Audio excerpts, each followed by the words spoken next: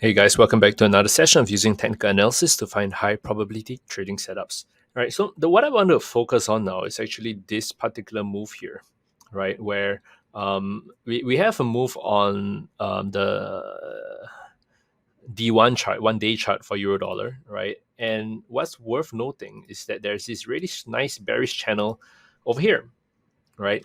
Nice bearish channel all the way over here, right? And on top of that is a nice Ichimoku cloud holding it down, right?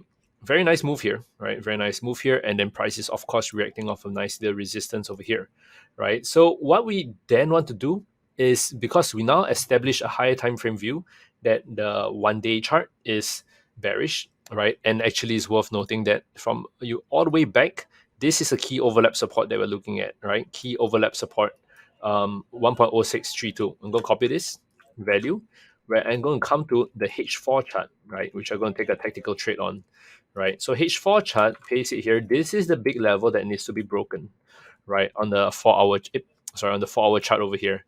And if this level is broken, it should trigger a move down. So what we want to do is that this level needs to be broken. So we're going to use this as the next key target for us to play the move down to. Take profit, right? And we have a sell entry about here, right? So the important thing that we need to take note of, right, in through the Ichimoku cloud is that you notice that it's a little, price needs to break this level first.